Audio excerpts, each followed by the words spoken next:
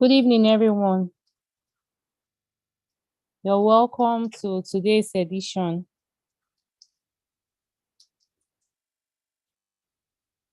I think some other people are still joining. Welcome to today's edition of the Gypsy Intellectual Property Mentorship and Internship Program. I'm sure the previous week has been exciting and also a learning phase for all of us. Well, welcome. My name is Amaka Sandra Nweli. I'll be your anchor for today. Big welcome to our mentors and our mentees as well. I'm sure today will be an exciting day also. Okay, just before we get into the business of today, let's briefly look at what the program is all about.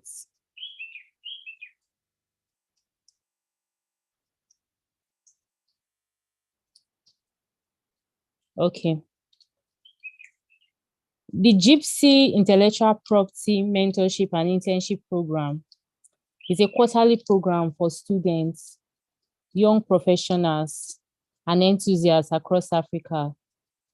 Mentees are afforded the opportunity to access valuable advice, training, network, mentorship, internship, discussion forums, industry updates, and resource materials from experienced mentors. This program seeks to encourage continuous training, development, and evolution in Africa and around the world. You can watch our videos by searching for Gypsy on YouTube and Facebook using the hashtag GypsyMIP. So what are the objectives of this program?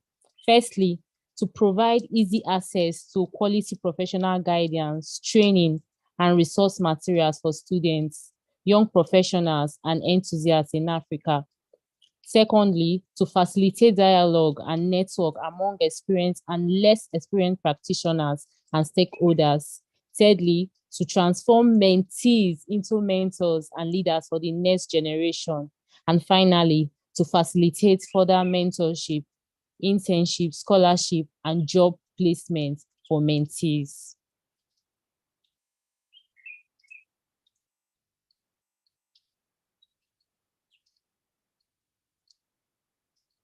Okay, so I'm sure the group members are already getting ready for their presentation. But just before we dive into the business of the day, I think we need to keep ourselves abreast with some of this information. Let's be informed that the registration for the Q4 Gypsy mentorship session is ongoing. We also have 30 minutes of private mentorship with mentors that are available. Also, during this training, during this presentation, we are encouraged to put on your videos so that we can see your faces, and then so that we'll have a very nice time in the meeting today. We're also encouraged to edit our names on our account so that we can have our full names showcased on our profiles to be able to take the necessary attendance. We're also reminded that the registration for the Gypsy end of year party is ongoing. The end of year party is supposed to take place on the 10th day of December 2022, and the location is in Abuja. Yes, our flyer is up here, so let's get ready for our hangouts. We'll get to meet our mentors and other mentees too. All right, we're getting close to the business of today. We have very amazing mentors in our midst today, so I'm going to take our time to read out their profiles.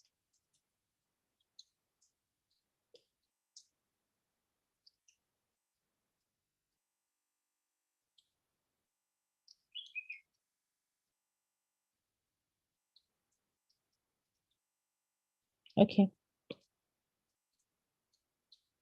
First on our list today is Mr. Lebosi Muiwu. I'm sorry if I didn't pronounce that correctly. Mr. Lebosi is an international trade and investment lawyer, private sector specialist, trade policy advisor, and analyst with considerable experience in WTO law, regional integration, customs and trade facilitation, investments, IPR, trade in services, agriculture and food law, e-commerce and digital trade, logistics and transport policy.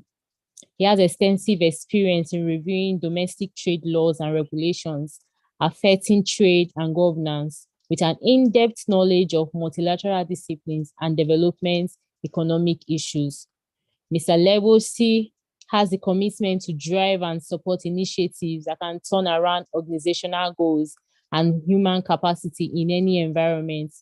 His philosophy is to pursue personal and professional development with integrity without hindering the potentials of others. He's a certified UNCTAD trade facilitation trainer with a certificate in WTO trade facilitation agreement and regional trade rules and regulations from the United Nations Institute for Training and Research. He has featured on radio and TV programs speaking on issues of trade and development policies. He has traveled widely across Africa and Europe making presentations. He holds a Bachelor of Law degree from the Rural State University, a postgraduate certificate in international trade law and development from the Trade Policy Training in Africa, Arusha, Tanzania. He also obtained a Master of Laws LLM degree in international trade and investment from the Université Catholique de Lyon, France. Mr. Lebosi was until recently the head of legal, trade policy and advocacy, National Association of Nigerian Traders, where he resigned to establish the Nigerian Private Sector Alliance.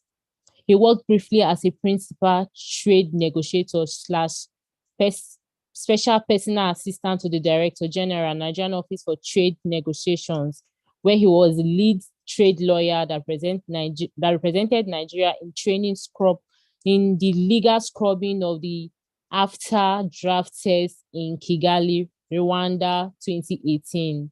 He was recently appointed as a secretary, Nasima Afta Committee, and currently a PhD student, International Economic Law, University of Abuja. You're welcome, sir.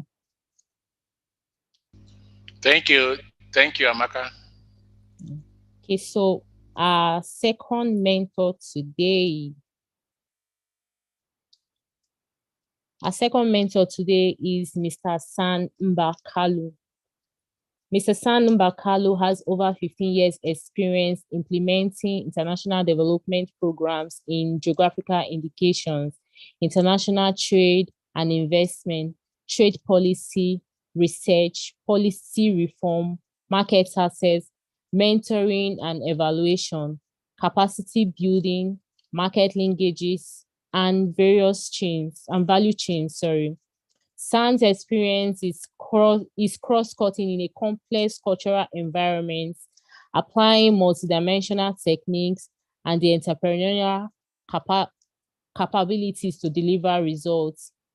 He's the lead technical consultant on Africa intellectual property and innovation projects and the EU IPO founded and funded programs supporting the Nigerian government to create enabling environment to protect and promote geographical indications in Nigeria. Mr. San is also the leading national research. Mr. San is also leading the national research project funded by the French Development Agency to identify potential geographical indication projects in Nigeria. He is the current executive director of Africa International Trade and Commerce Research, an international trade firm for the African market. Over the years, Mr. San and his team has been working on promoting and creating awareness of GIs in Nigeria. Some of the programs/projects of the GIs that have been implemented include organizing the National Sustainable Development of Nigeria Geographical Indication, Stakeholder Engagement 2017, and the second edition of Nigerian Geographical Indication Stakeholder Dialogue 2018, theme Making Nigerian GI Global, including the most recent event that was jointly hosted a webinar series with the World Intellectual Property Organization on the importance of geographical indications to the sustainable development of Nigeria and many others. Mr. Sand is a current PhD student with the University of Cape Town, South Africa, holds a master's degree in MSc Business and Management from the University of Portsmouth, UK, and a BA in International Trade from the University of Portsmouth, UK, certificate in trade negotiation in an era of uncertainty from the European University Institute, Italy, and many other professional capacity development certificates from WTO, UNCAD, and many other reputable institutions. You're welcome, sir.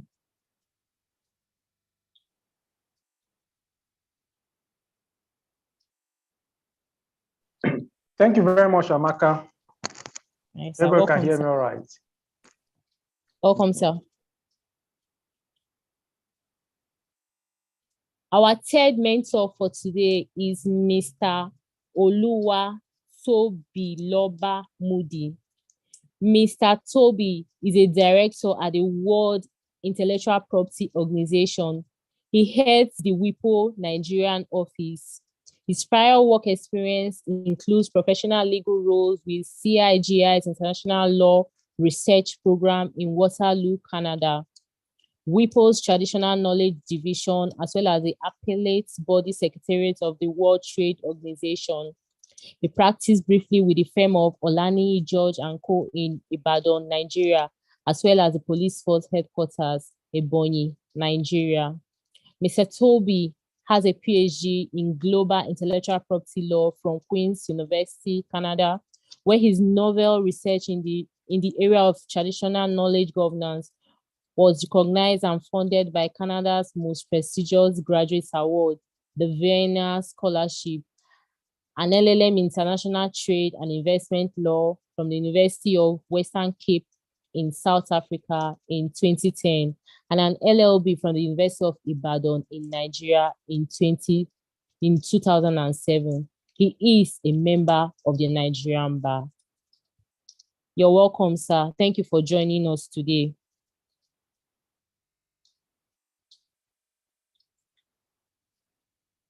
As you can see that we have very good and experienced mentors in our midst today. So I can only promise us that today will be very enlightening, informative, and exciting for us. So I'm sure that our group members are ready to take us away with their presentation. So I don't know if group one is ready. Group one, if you're ready, the floor is yours.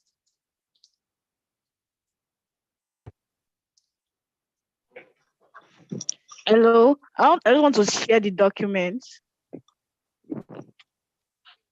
Hello, can you hear me? Yes, we can hear you. Yes, we can hear you. Yes, we can hear you. Please, can you give me a minute? I want to share the documents.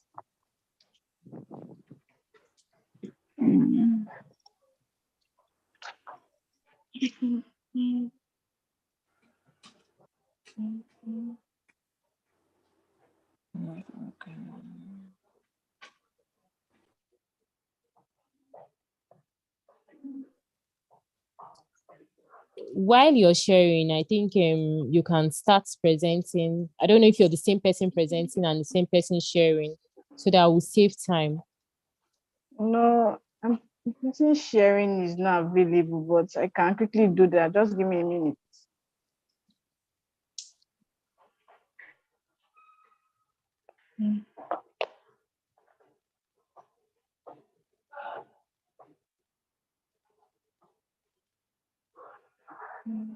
Okay, the person started sharing.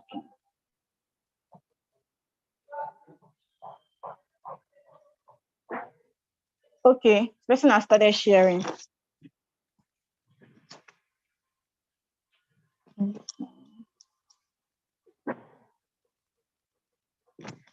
Okay, our topic for group one is the impact of FACFTA as on IP goods and services. Next slide. Next slide.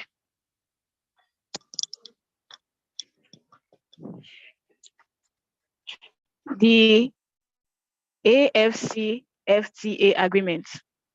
The agreement establishing the African Continental Free Trade Area, which brings together 55 African countries, Nigeria inclusive, with the aim of expanding intra-African trade across the continent, which enables safe competition and boosts the economy of African countries. The agreement summarizes the AFCFTA goals into 8 objectives, which includes creating a single market for goods and services, creating a liberalized market for goods and services, and contributing to the movement of capital and people and facilitating investment. Also creating a continental custom union, promoting stable and inclusive socio-economic development and gender equality. Also enhancing competitiveness of economies of state parties, and lastly, resolving challenges of multiple membership while expanding regional and continental integration process.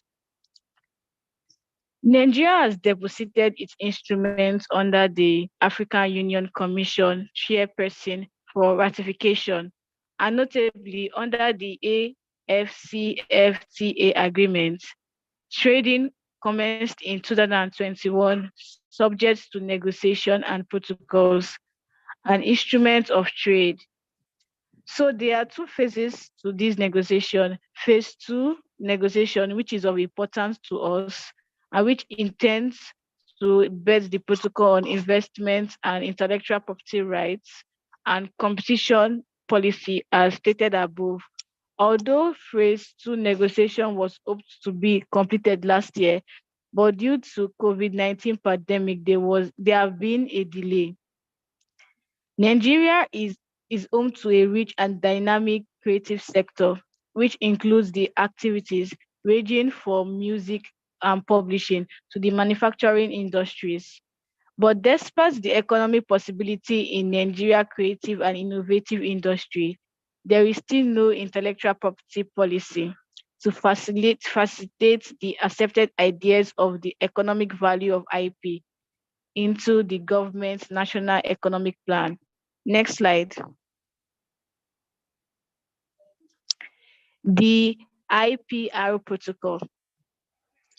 As observed by the proposal of Geneva-based representative of African countries, the African Group, the African Group, for the establishment of a development agenda for the World Intellectual Property Organization, WIPO,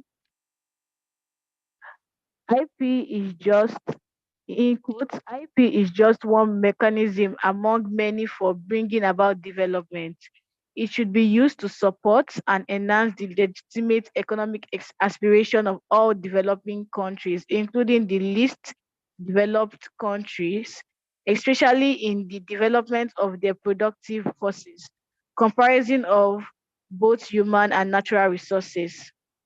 We should therefore be complementary and not detrimental to individual national efforts as development by becoming a valuable tool for economic growth. Next slide. Since Africa is made up exclusively of developing and least developed countries, the IPR protocol offers AU members an opportunity to develop IP framework that addresses the specific developmental needs and interests of Africa. The Afcfta IPR protocols affords AU member states the opportunity to prioritize areas of comparative advantage for African countries in an international IP instrument. Furthermore, it can be used to promote IP rules and standards that can calibrated to the continent's level of introduction and in lines with Afca Fta objectives. Next slide.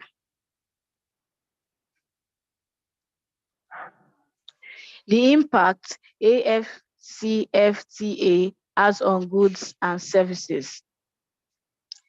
Aims and objectives of the Afcfta agreement and IPR protocol. The Afcfta would give creatives and investors access to a large market by extending the territorial organization and protection of IP to its 54 signatories members' territories. This will also help in the reduction of the cost of registering and safeguarding IPR in territories of signatory members. Article 7 obliges member states to include IP rights in phase 2 of the negotiation in order to implement the treaty's objectives. It is expected that the outcome of these negotiations would produce a standardized and unified IP policy. I'm not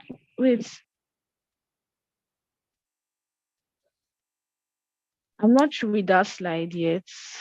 Similade, please start rounding up. You have about 2 minutes left. Okay. Can you go to the conclusion part?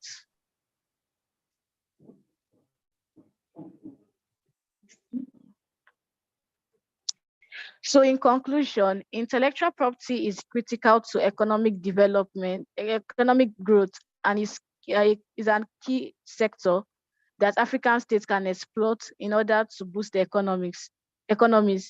Accordingly, a comprehensive system of working laws that protects ideas of creators is sine qua non to economic growth. The lack of a comprehensive and bespoke IP policy will foster less favorable environment for creator ideas, innovation, and inventions, ultimately affecting economic growth. This appears to be the reality of most African countries. Why is it imperative for individual African countries to enhance IP laws and policy that links property protection to other national imperatives, such as trade, economic development, and competitiveness? The Afcfta provides an opportunity for the African continent to develop a standardized and unified IP policy, which could be applicable to its signatory member countries upon adoption. The Afcfta is a praiseworthy enterprise that has the potential to significantly enlarge and develop African fiscal opportunities and meaningfully improve the economic of African countries. Intellectual property is, however, critical to the achievement of the objective of Afcfta. There must be adequate and effective protection of intellectual property rights of the players in the unified and singular markets. Thank you. Thank you, Group 1, for that presentation. Thank Yes. you so much. Thank you. Group 2, I don't know if you're ready. Group 2, it's your turn to make your presentation. Please, all group members are reminded that they have only 8 minutes for their presentation. Please, let's try and maximize our time. Thank you. Group 2. Group 2. Okay, let me share my screen.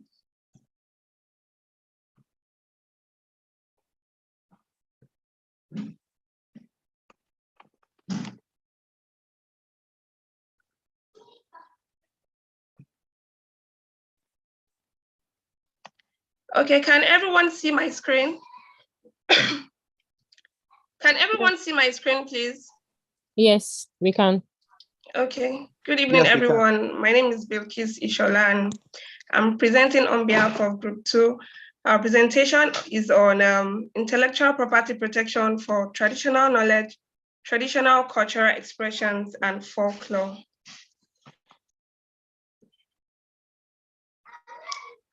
According to WIPO, traditional knowledge is know-how, skills, and practices that are developed, sustained, and passed on from generation to generation within a community, forming part of its cultural or spiritual identity. So these are transmitted orally, and it tends to be collectively owned and takes the form of stories, songs, folklore, proverbs, cultural values, beliefs, rituals, local language, amongst others.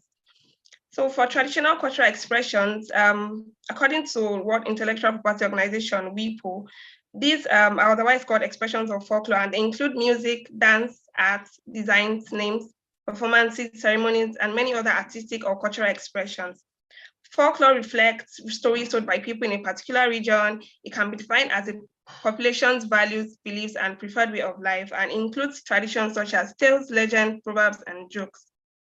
So the mode of protection of this, there are different means by which they can be protected under intellectual property law. And these include copyrights, patent, trademarks, and certification marks. For instance, traditional expressions can be protected under copyright, can also be protected under trademarks and certification marks. And in contemporary adaptations of folklore are copyrightable. So let me go on to explain this intellectual property rights. So for patents protect innovations generally, and communities can use their traditional knowledge to create innovations within their traditional framework, which would enable them to use the patent system to protect their innovations. So in China, for instance, in 2001, they granted 3,300 patents for innovations within the field of traditional Chinese medicine. Under copyrights, traditional knowledge can be protected through documentation of confidential information about communities.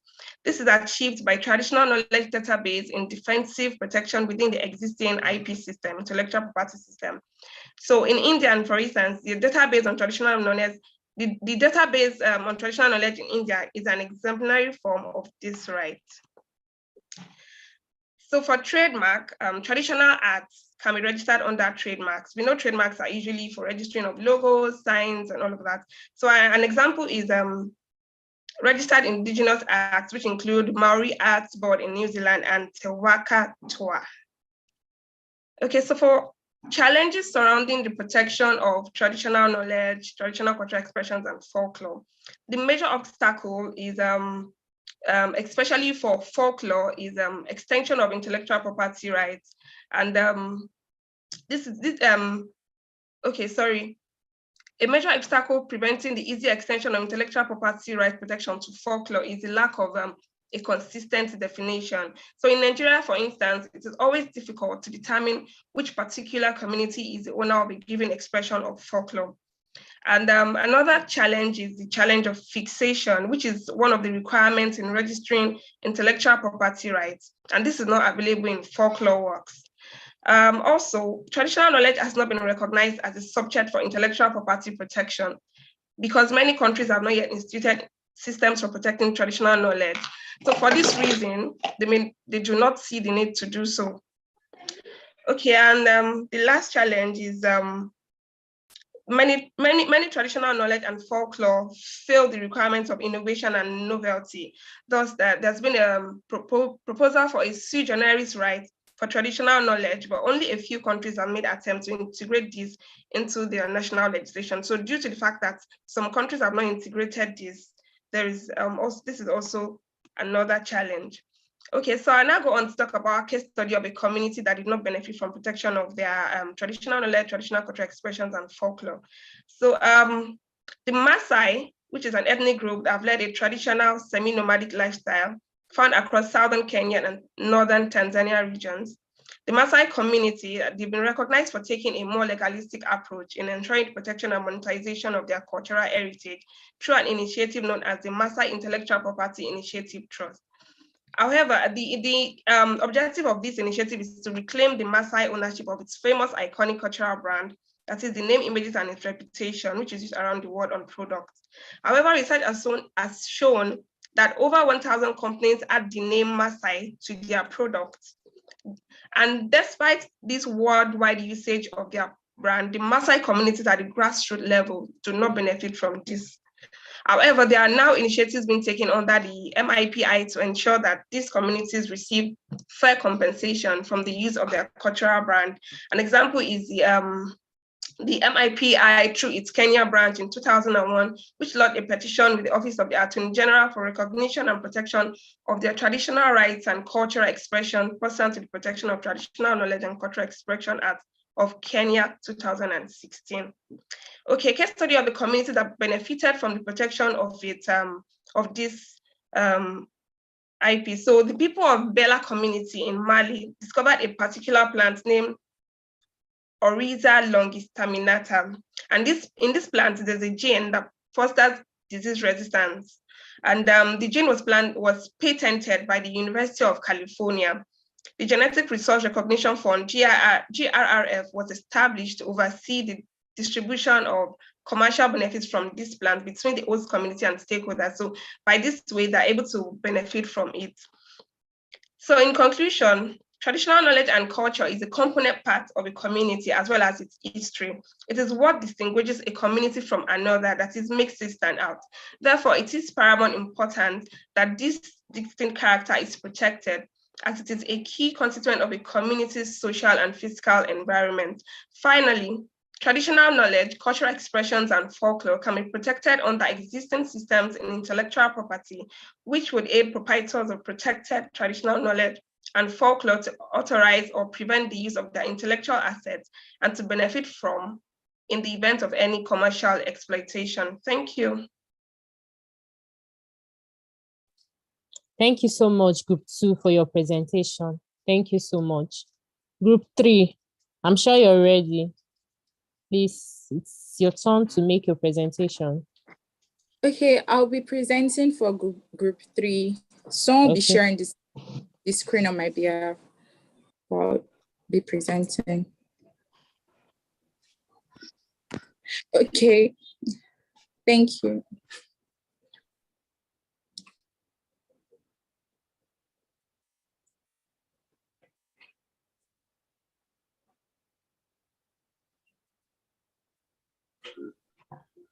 Hello, can you hear me? Yes. I can hear you.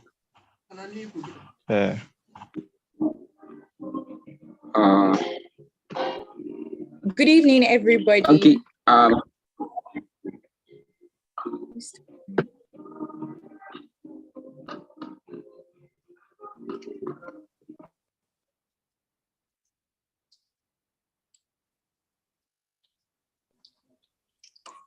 Good evening, everybody.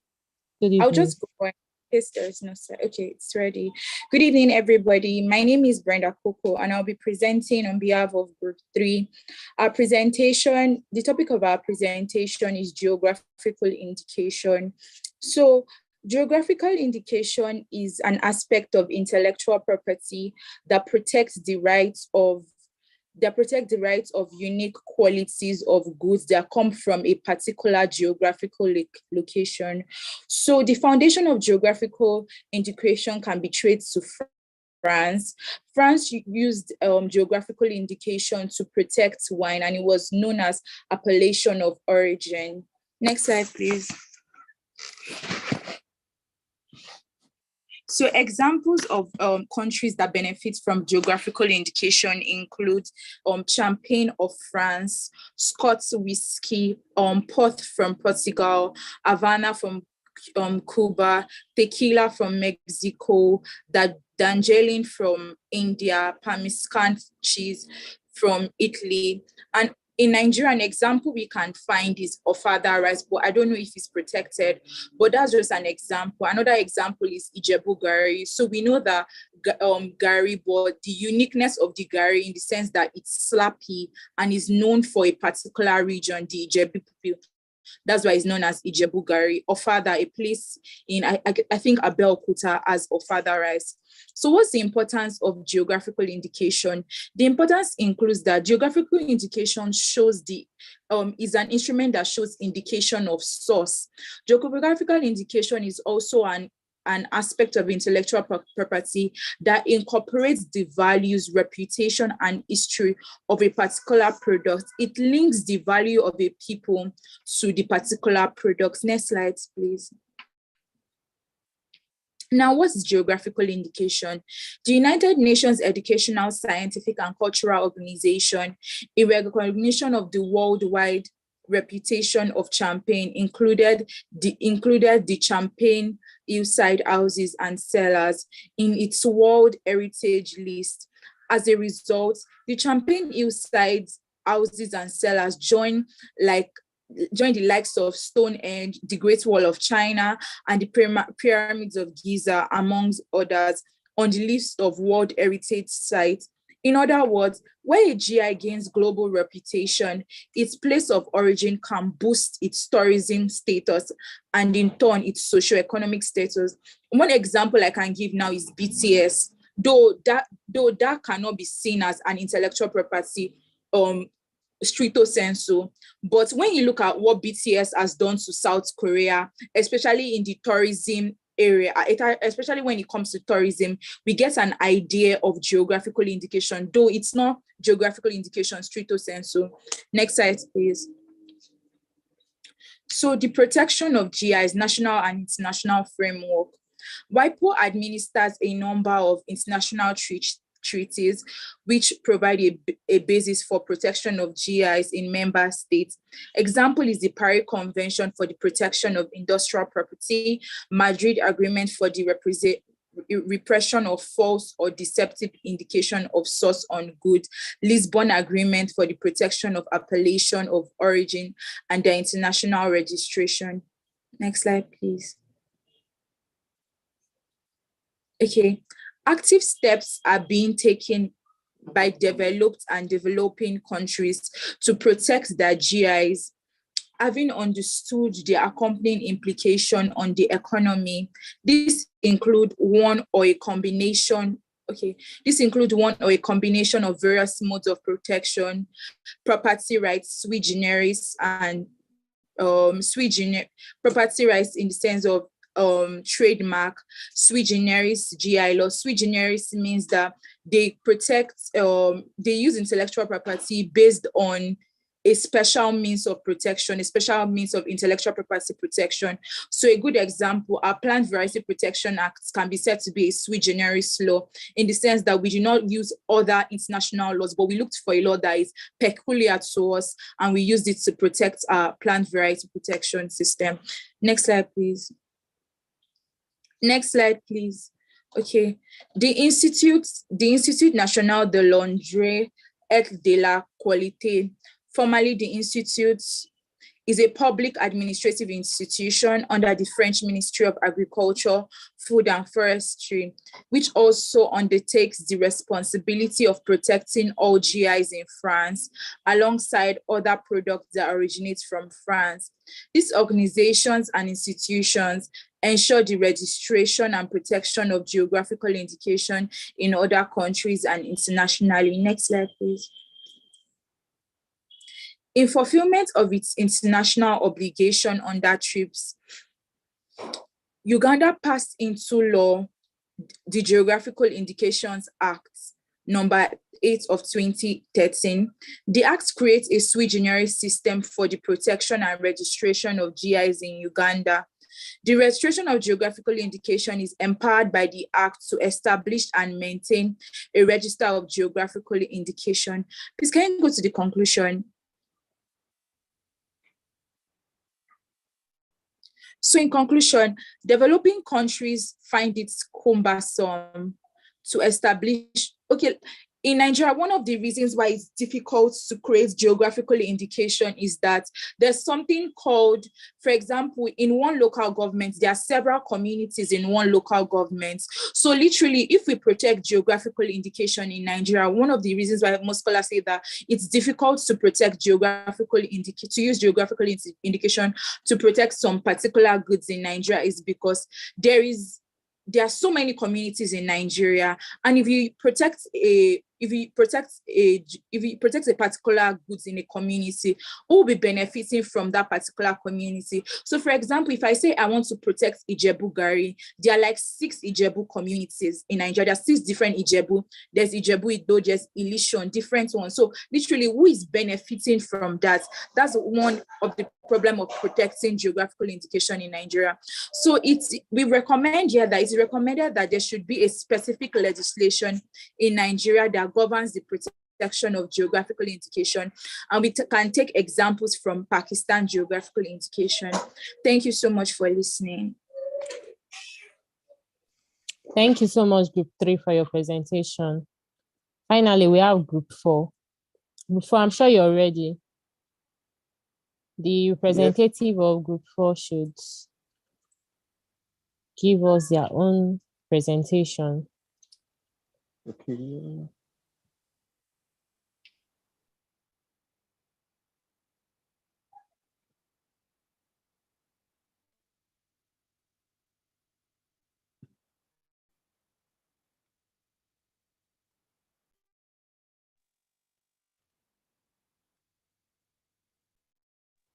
I can't share my screen. I can't see any place where I can share my screen here. Okay.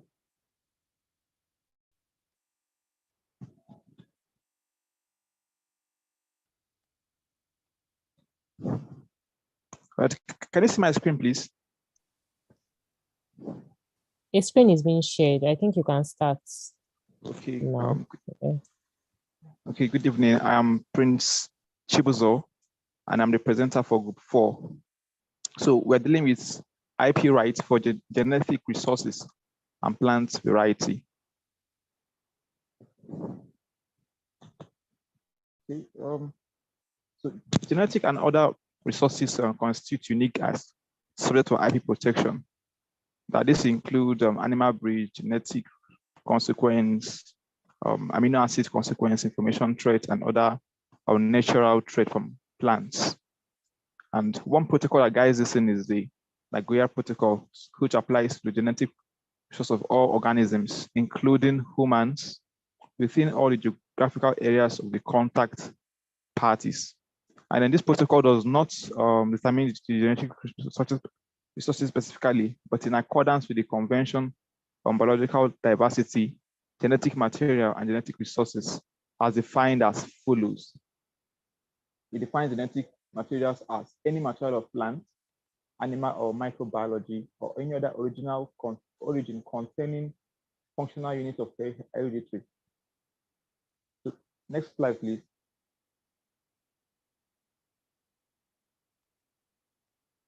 So in practice, this means any biological matter, if research and product developed activities are targeted at its genes or the metabolic product derived from them.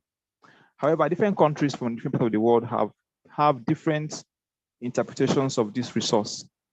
And if this interpretation this interpretation defines the use of these countries with each other and how they relate to their genetic resource. So genetic resources and other life science innovation and information cut across a number of branches in IP law and practice, which includes patents, trade secrets, copyrights, technological protection measures, as well as other branches of the law. The IP issues which are concerned with this GR, therefore, needs to be addressed in a customized cross-outing and next slide, please. Okay, now in considering IP issues that are related with genetic resources, the World IPO work complement the framework for access and benefit sharing provided by the Convention on Biological Diversity and its Nagoya Protocol. Now, this international treaty on plant genetic resources for food and agriculture of the United Nations Food and Agriculture Organization, the pandemic influenza preparedness framework of the World Health Organization, and other specialized access and benefit sharing net framework. All countries depend on genetic diversity from other countries and regions. Please, next slide, please. Okay, so now going forward, let's go to the IP issues that are associated with genetic resources.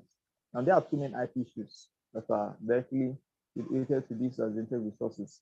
The first one, we have the defensive protection of genetic resources. Now, this refers to protecting patents from being granted over inventions based on or developed using genetic resources, which do not fulfill the existing patent requirements of novelty or inventiveness. On this context, it helps patent examiners find relevant prior acts and avoid granting the erroneous patents. WPO is looking at different options, such as interpretation, implementation, and the use of database and guidelines.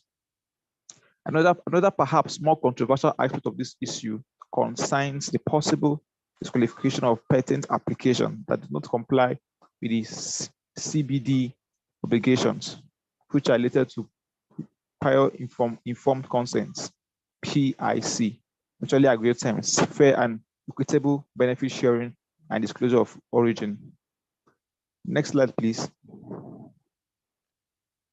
Consequently, and synergy between the IP systems and the CBD, a number of countries have enacted domestic legislation putting into effort the CBD obligation that access to a country's genetic resources should depend on securing that country's PIC and agreeing to fair and equitable benefit sharing.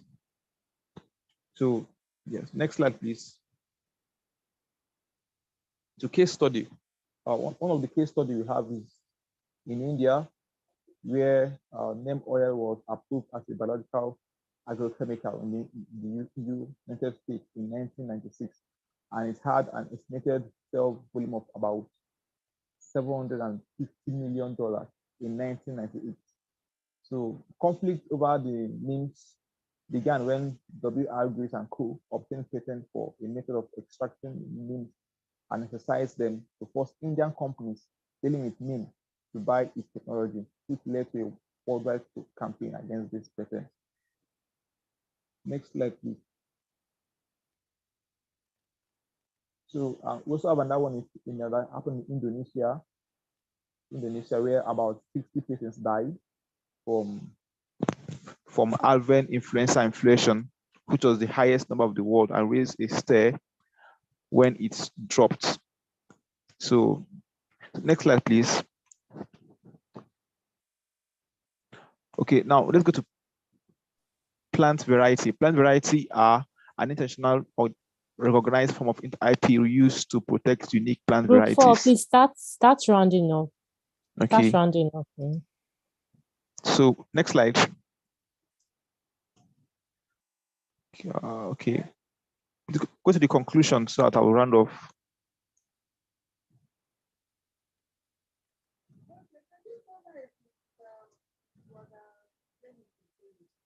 Okay, so conclusively, we should understand that the rules of having the Ridley rule is this. In the recent case of Mountain Blue Orchard Bass, Shello was about a blueberry variety named Ridley 111. So basically what it's talking about is that the IP right and law governs plant genetics. So it's scientists and those who go out to discover plant breeding and plant varieties also have a right to patent and secure what they discovered from this plant genetics. So that's basically what it's all about. Thank you very much. Thank you, group members, for your presentation. So right now we'll be calling on our mentors to give us their own contribution, what they think about the presentation, an overview of the presentation. So first on our list is Mr. Lebosi. Sir, please, the floor is yours. Okay, thank you. Good evening, everyone. Hope you can hear me. Yes, we can hear you. Okay, all right, thank you.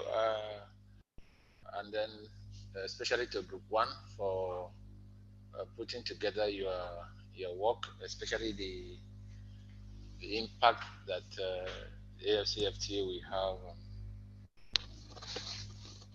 on IP goods and services. Yes, I think you captured quite a lot in terms of the background of the Afcfta, but coming to the protocol on intellectual property rights, even though it is still a work in progress, you didn't give a peep or allow us to have a peep into that document if there is. The presentation do also not speak to it if we already have a draft protocol on IP and what it says and all that, apart from referring us to Article 7 of the Framework Agreement, establishing the Afcfta, which provides that one of the objectives of the agreement will be to enter into a phase 2 negotiation on IP, on investment and competition and policy. So just to give that view that you didn't let us to understand that. And then the second point is that, yes, looking at IP in the context of Afcfta, you did not also take us through the possibility of the various range of IP arrows that the protocol intend to look at, or the agreement intend to look at, in terms of patent, in terms of trademark, in terms of industrial design. Yes, even if there is a specific presentation by the other group on geographical indication, it is also good to take us through the various issues, and then possibly to have also look at these various groupings to locate which one becomes more appropriate to the African market, specifically issues of utility models and how that becomes useful for the various things we do in Africa would have also been something to look at. yes, you mentioned, tried to mention IP from the context of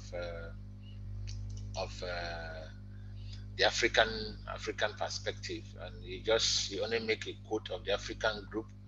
You didn't tell us any context that has to do with the multilateral level of intellectual property that now have to be of importance to Africa. But just mentioning or quoting the observation of the African group, I mean, also was not too accurate. Yes. In conclusion, just to say that, yeah, I agree with you in your conclusion, because the summary of the whole presentation you've made is to ensure, I think the last paragraph or the last sentence of your work, that there must be adequate and effective protection of intellectual property rights of the players in the unified and single market, not singular market, but single market. And so it is very important that we pay attention to that. It's about how do we protect intellectual property rights in a single market in Africa. And so we've already given a background of about 54 countries covered by the Afcfta. And so it is about how do we ensure that we protect intellectual property rights in the context of a single market, both from the national to regional and to the continental market. And so I want to commend you. And then just by way of presentation, maybe just natural, we were not speaking from our head, we were just reading our presentation. We should also try to internalize it and become experts in the subject areas we are presenting. And just that observation that we are just reading and not too sure of what we are talking about, do also not give a good or give a good report to what we are doing. But all in all, I'm impressed that we are having this kind of conversation and we are enlisting more people to talk about it. We may not have this kind of conversation in the university classroom, and so I commend the organizers for this wonderful mentorship program. Thank you. Thank you very much, sir. Thank you. That was enlightening. Thank you so much for your comments. I'm sure that the mentees have learned and have also taken a lot of things from your comments. Thank you so much, sir. So okay, you want to see my face? You want to see my face? It will be nice to see your face, sir. Okay, all right, okay. Am I clear now? Can you see me? Yes, sir. We can see your face, sir. Okay, all right. Thank Good you, evening, sir. everyone. Thank you. Thank you so much, sir. And I just want to say, people should not ask me plenty of questions. I have two bosses or mentors as well. Moody and Sand are my own mentors too. Thank you.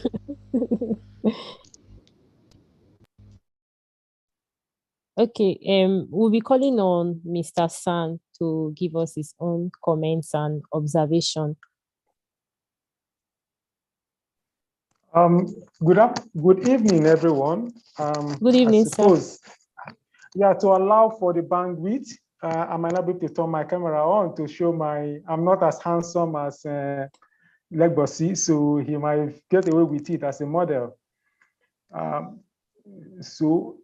Please permit me not to. I'm black. Why you are fair? Don't forget that. Permit me not to turn off my camera for now. At least maybe after my presentation. It depends on how the system allow us to use the people that owns the network allow us to use their network. I can turn off my camera. So first of all, I want to thank Juliana and the team for putting this together and for enlisting more people to come into the ecosystem of policy, technical work, legal issues in how it relates to our socioeconomic development. Keep it up. It is a wonderful initiative. And I suppose, and I tell you, within the next 10 years or so, you see people that will give testimony that without you, they wouldn't have been where they are today. I say keep it up. It's difficult. However, keep it up. Nothing comes easy. So first, let me start with the first presenter. And as my colleague has rightly pointed out, that the presentation was as it is at your level. Yeah, because what we are talking about is to speak to you and also encourage you to do more. At your level, it is okay that you make presentation and you speak by reading. And you might not understand all the technical words within it. For example, when you talked about impact of intellectual property has on IP goods and services, there is no place you mention the area of services. There is no place you give us practical example of what is going on. However, it is a good starting point because most of us never had this opportunity. What I will encourage to do, especially, and it would have been nice to see all the presenters, maybe after everything, they will just put their name on their presentation so we know where they're coming from. Are they students? Are they working with organization? If we have that in the presentation, that also gives, we're talking about intellectual property here, guys. So we should give credit to those that presented and those that did work in this.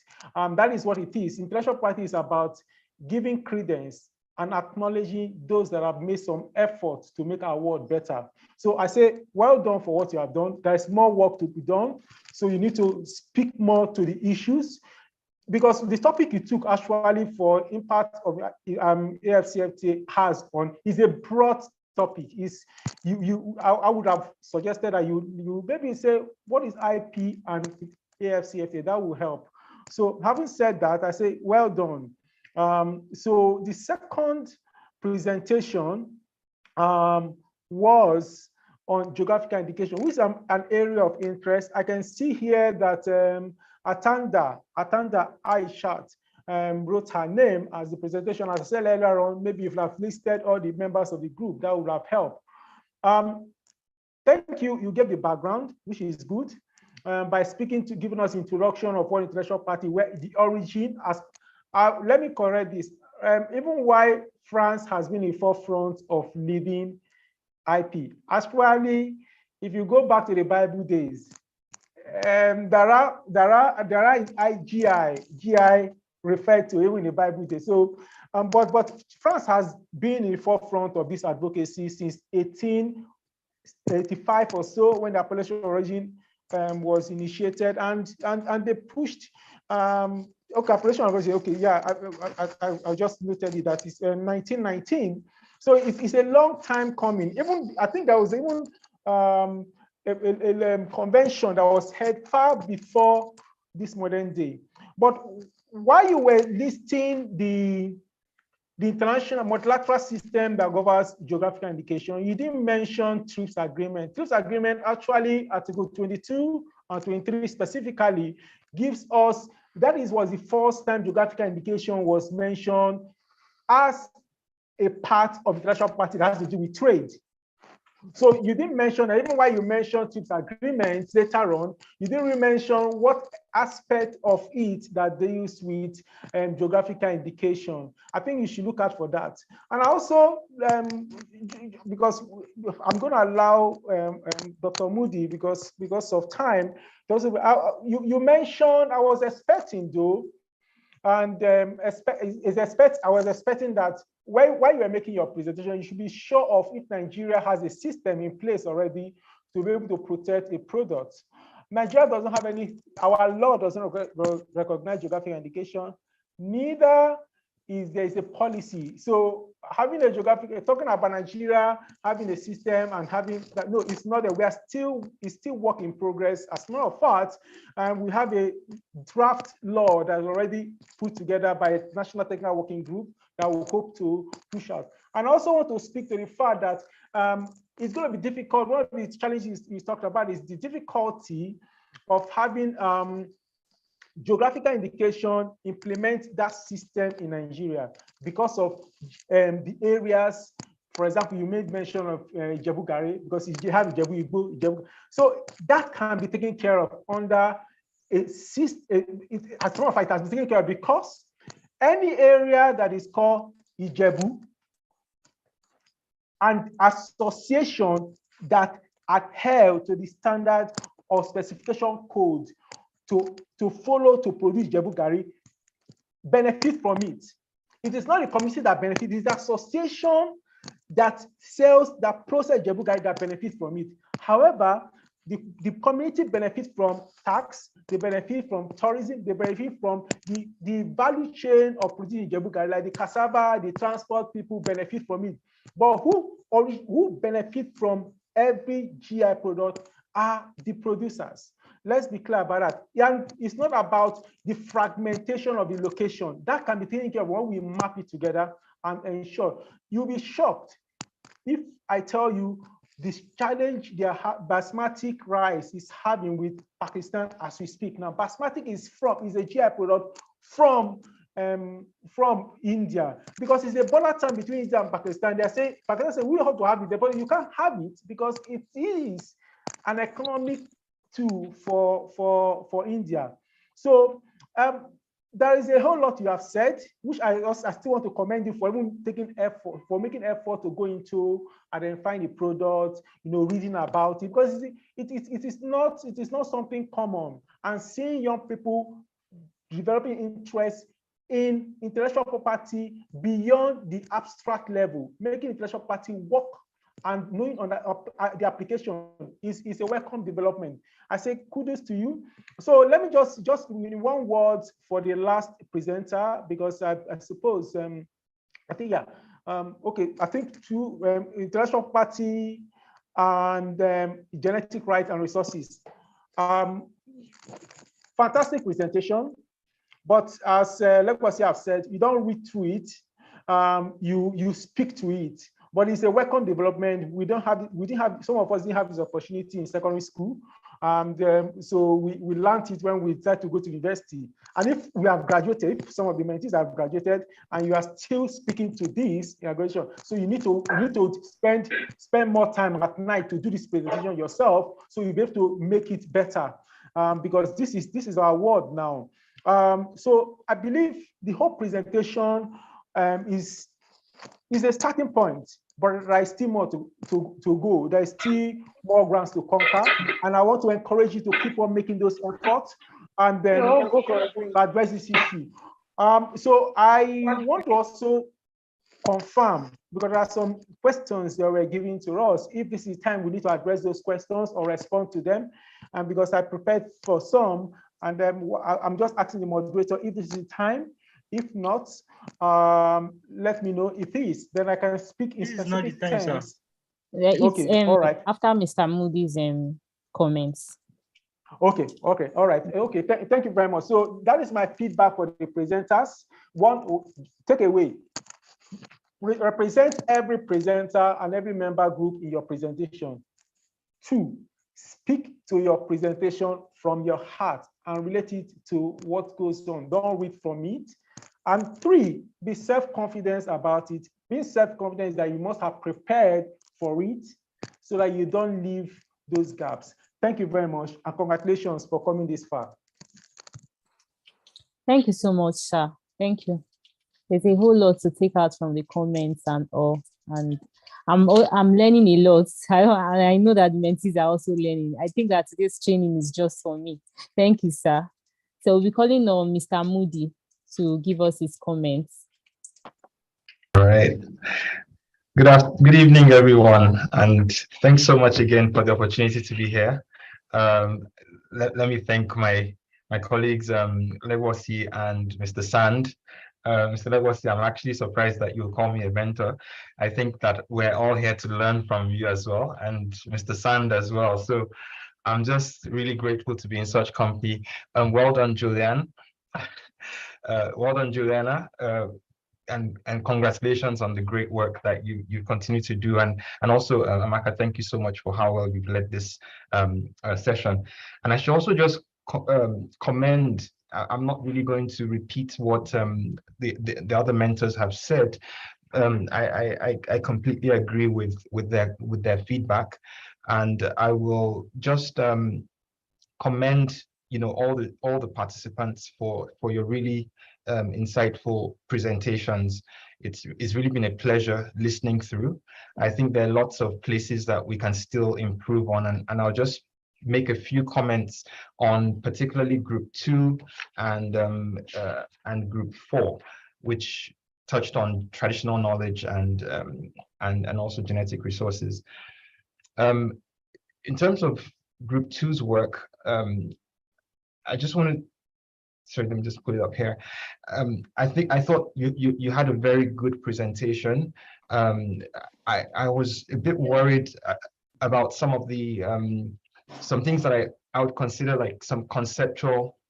Okay, so just some conceptual things that I just wanted to flag for you, just as you're thinking through, and because of time, I wouldn't go through all of them. In terms of definitions for your traditional knowledge, I think I'll just encourage you, think broadly.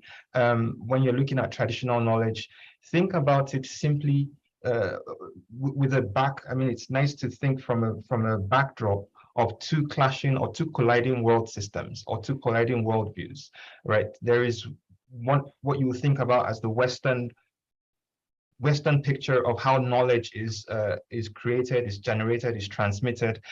And then you have another worldview on how this kind of knowledge occurs within traditional societies. And the attempt to marry these under a single system of protection is where these tensions oftentimes come, right? So when you're putting out definitions, you will see that there are some times that we can't be as assertive or as assertive, because traditional knowledge, part of the very difficulty of its protection is that difficulty in coming to some unified definition around what it really is, just because of the fluidity in the way it's understood and is explained. So that's something I just wanted to flag to you, and I would be very happy to sit down with your group and talk more specifically about the points that I have written down on your presentation, again, in the interest of time. I thought there was a reference that when you flagged in terms of modes of protection of traditional knowledge.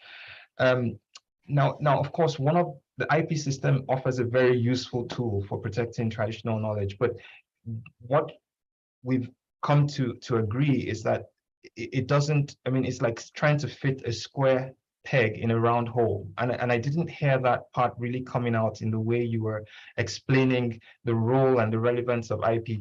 As you know, that's really one of the tension points for most indigenous communities, is that can you take our knowledge and force it into the Western system of protection? And this is where, when you're thinking about protection models for traditional knowledge, it's nice to distinguish between the forms that traditional knowledge that can be protected through the existing systems as is, traditional knowledge that can be protected through some adaptations of that system. So you have sometimes you adapt the system a bit just to fit with some traditional knowledge forms. You also have traditional knowledge that could be protected not through the existing, not through adaptations, but then you talk about through sui generis systems. And I think group 4 touched a bit on these sui generis patterns. And then of course, sometimes you even say, look, we don't think traditional IP can work for this. And so it's through other forms outside the IP system. So there are usually 4 different buckets in which, protection models. And I think just when you're reflecting through, it will be nice for you to draw on that. A final point I'll just make for time is that I thought, and I said I'll be happy to sit down with you, but some of the points you made around copyright. Now, I want you to really be able to be thinking about what exactly is copyright protection. How does a database reflect copyright protection? Documentation, copyright. There are copyright issues, but is that a copyright form of protection? And it's just, again, I'll be very happy to talk to you more about it.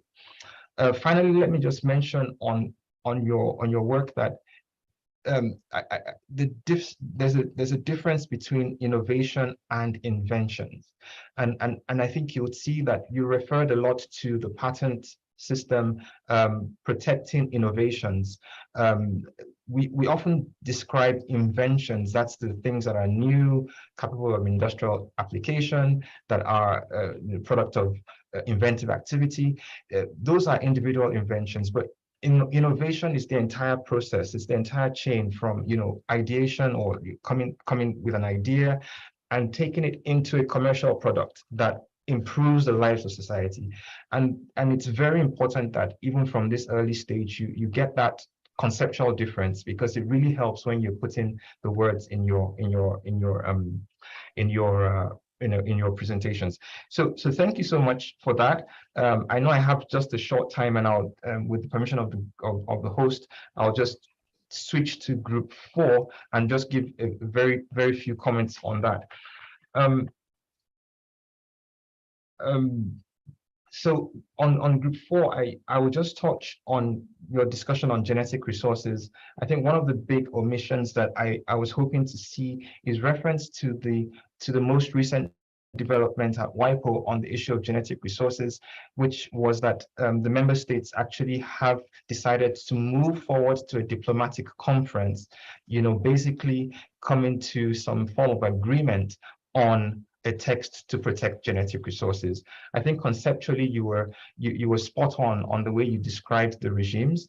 I thought your definitions, they worked. And as you know, the Nagoya Protocol, I like to see the way you referred to the Nagoya Protocol, the CBD, the international treaty. And as you know, that the decision adopting the Nagoya Protocol actually foresaw a broad network. You know, when we talk about international access and benefit sharing system, a broad network that includes all these different actors that you've mentioned, the CBD, the protocol, the international plant treaty, and developments that are related, which of course I believe will include things like WIPO's forthcoming treaty. Now, your two main issues that you raised. Yes, please, I'm going to wrap up with this point now. So the two main issues that you raised in terms of IP issues on genetic resources, on the one hand, I think it's very important you touched on this defensive protection of genetic resources. And then you also talked about the compliance. And maybe just to give you a little context, especially on the compliance, what you're seeing is that the pushback from most developed countries is, can you use a system like the IP system to enforce compliance with an external system such as the access and benefit sharing system? And I think that's where a lot of these tensions have been in the conversation. I think I'll just stop there, and I'll be happy to take more specific questions just because of time. But again, I'll send you the notes I had made on your slides, and be very happy to discuss further if you have any questions. Thank you again, and well done.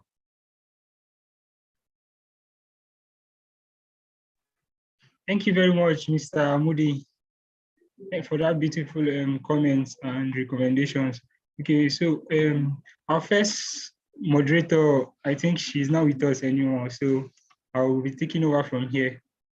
So we are in picture time now, so please, we advise everybody to put up your video because we are taking screenshots. We'll be uploading on our social media profiles, telling our friends what we learned about the program today, and inviting them to join us also for these wonderful sessions. So please, if you are with us, please put up your video and take a beautiful screenshot. Thank you very much.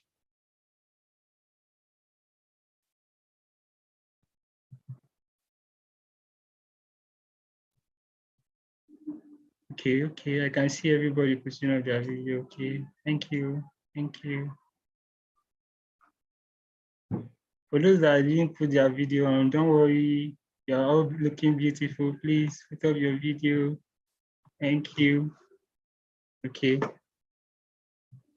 So now we'll be moving to the next item, which is the questions. So I'll be giving the first question is for Mr. Legbosi.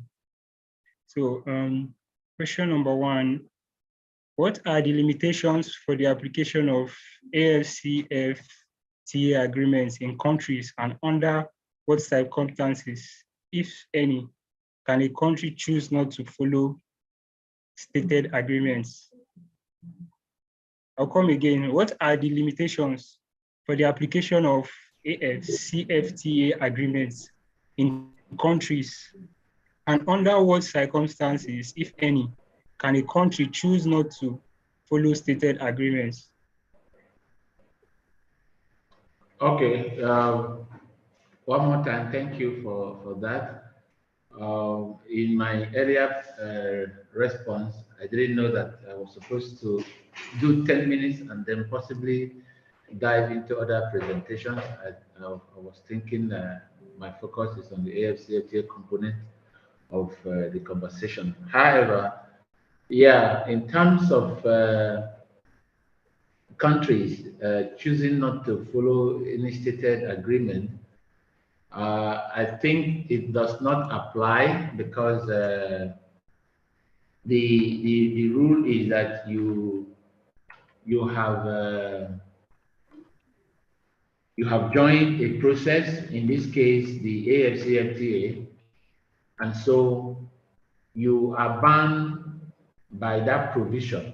In international law, there is a principle of pacta sunt servanda, which is a clear principles that says you are at liberty to choose with whom you can enter into a contract.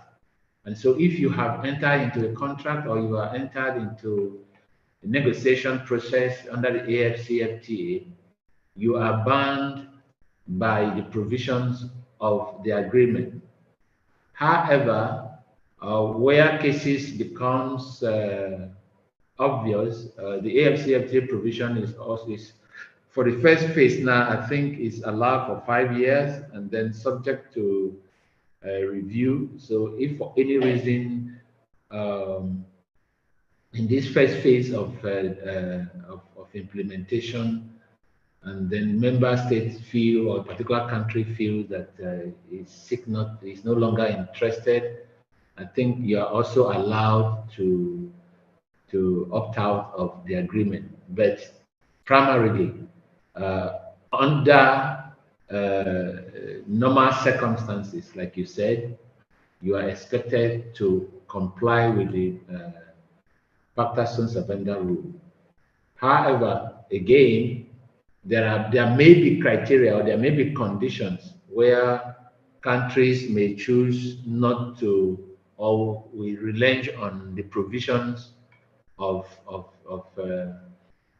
an agreement. Maybe in this case now, some other members of the Afcfta may have done something that is inconsistent with the provisions of the agreement, and you have equally exhausted other measures of complaint or dispute settlement, and then before saying you can opt out. But there are criteria, there are also laid down criteria in the agreement for people or for countries to say we're no longer part of this agreement. I don't know if that answers your question. Thank you. Thank you very much, Mr. Legosi. So any mentor that has any contribution to that can quickly come up, please. Okay. Oh, okay, so if I'm permitted to speak. Yes, you are permitted, sir. To the topic you've just asked, Hosseini. Hello? So the question you asked, yes, sir. Okay, so the question you asked is what are the limitations in application of in a country? But let me say this: there are a number of limitations, that might, for example, in Nigeria, as we speak now, as of today, we have ratified the agreement. Right? We have ratified the agreement. We have deposited. But I'm going to say our legal system, the Afcfta is in conflict with our legal system. Because Section 12 of the 1999 Constitution, as amended, stipulates that no treaty between the the federation or any other country shall have the force of the law, except to the extent to which any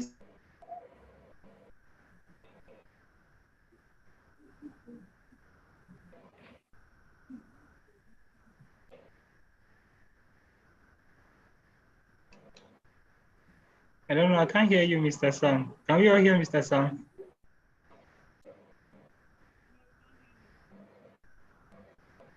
Okay. I think his network is... I can't hear him. Okay, I think his network went...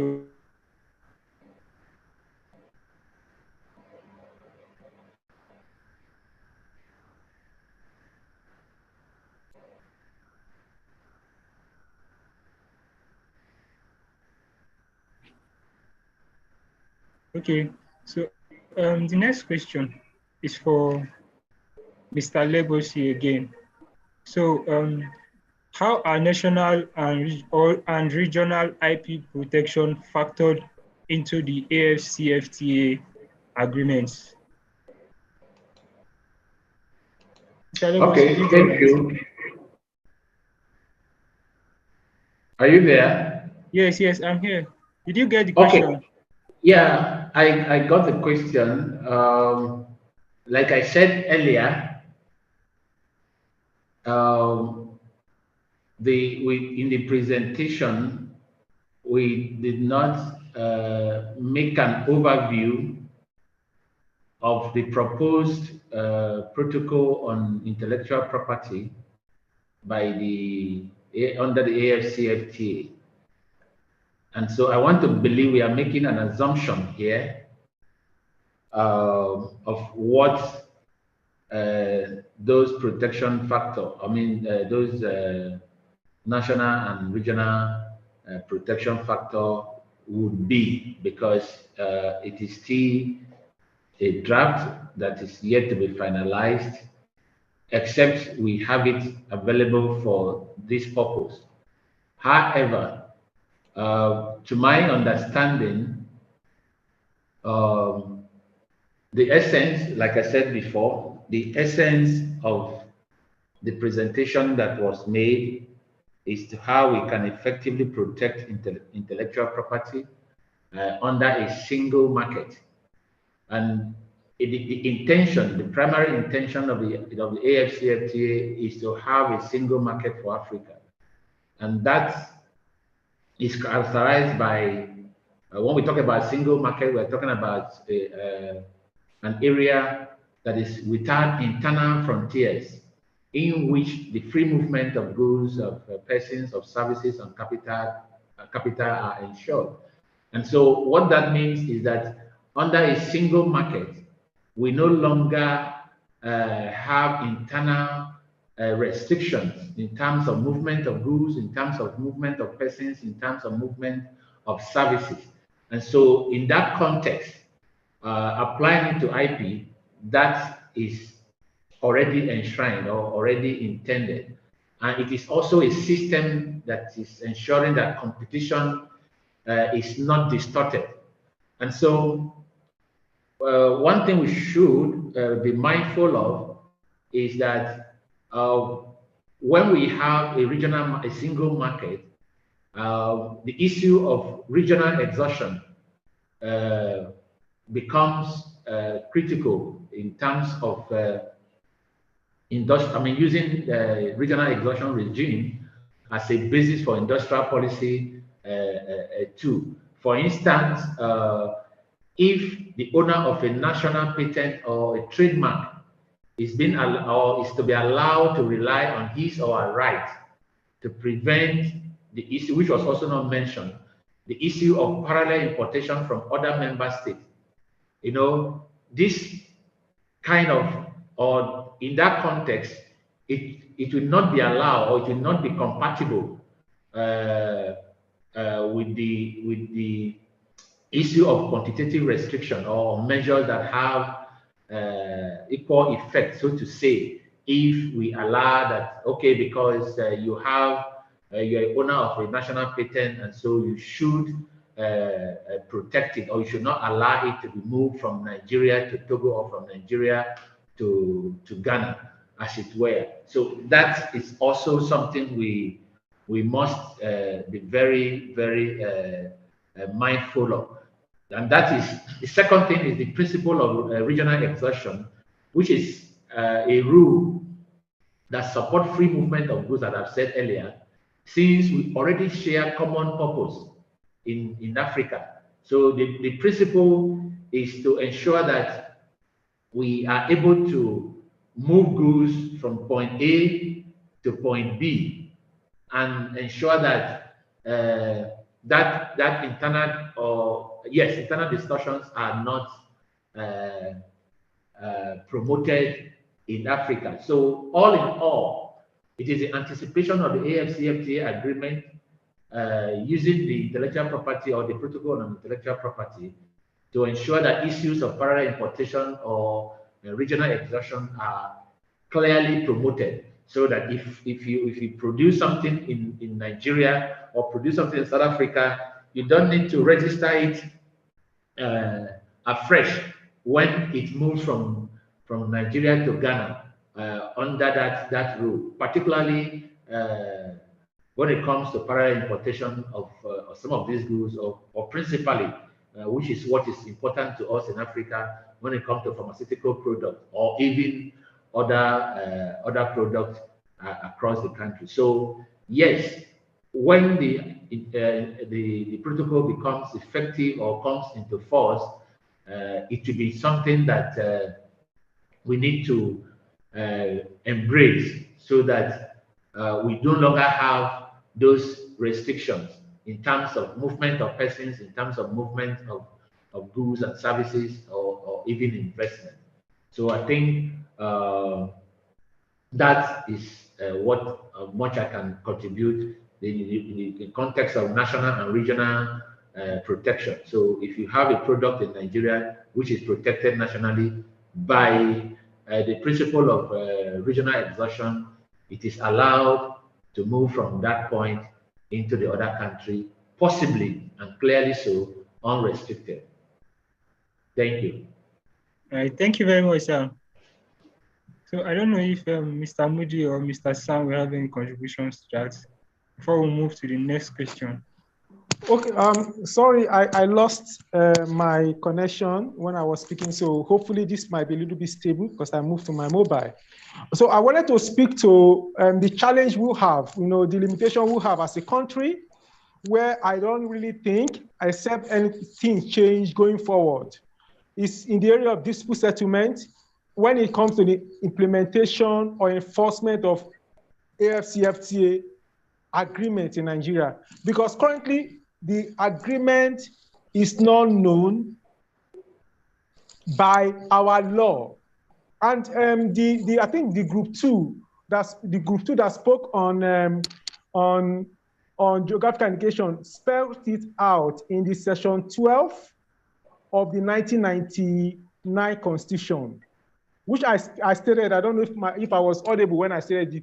If the law is not enacted, if our National Assembly has not domesticated that agreement, it is not known. And that is the challenge we're having with the TRIPS agreement that has not been domesticated. That is what we're having with the Lisbon agreement, Geneva Act, or the Lisbon Treaty that has not been domesticated. So the number of international treaties Nigeria has gone into that has not been domesticated. That means it's not enforceable when there is dispute, when dispute arise from it. So it's something that we have to be conscious of and draw the attention of the federal government to this, because it's very important. Because if, for example, after negotiating all the IP laws, even currently, as a country that we don't even have an IP system or policy that speaks to what we need to do, that is a big issue. Neither is our agreement within the ECOWAS submission. Do we have an IP system that we can work with as a regional body?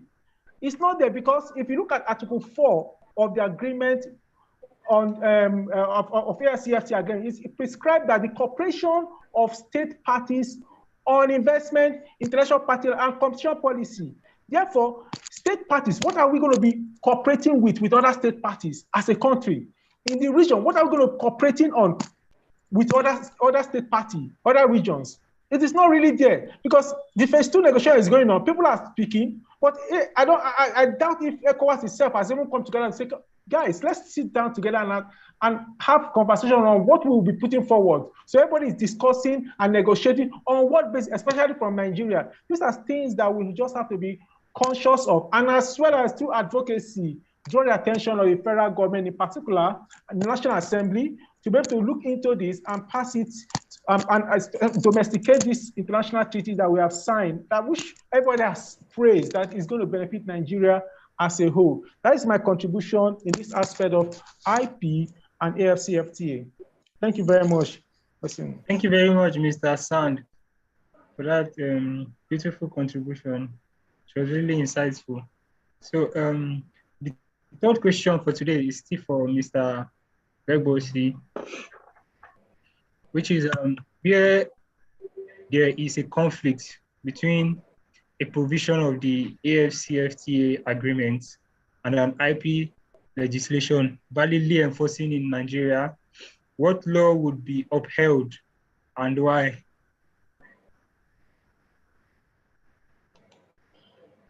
Okay, yeah, I think arising from the last submission by Shan, yeah, we have those issues, but the Afcfta, I think by the provisions of Article 19, where there is a conflict between the Afcfta provisions and other laws, that the Afcfta will prevail over such law. So, but again, using the principle of supranationality and the earlier principle I mentioned, the surrender principle, what it is expected is that once we have accepted to be part of an international legal system, to that extent, we surrender to that supernatural structure, and that becomes it. And our national law, including the one that San is recommending, which is also constitutional, what it means is that when we sign onto some of these international instruments, we immediately adopt that process, and that is what will be applied. So when there is a conflict between our national law and those international law provisions, we supersede. And these are very clear principles of public international law, as it were, because it regulates relations between states. And so when we have signed onto it, it is expected that we should respect it and we should abide by it. Because if we are to sign onto international law and still revert to our domestic rules, there will be quite a lot of chaos that will not be comfortable in order for international organizations and instruments to be respected in terms of their values and the protections that are required thereof. So I think for purposes of the Afcfta, where there is any conflict, I think the Afcfta provisions, which is already provided, like I said, in Article 19, will surely prevail. Okay, thank you very much. So the next question is for Mr. Toby Moody.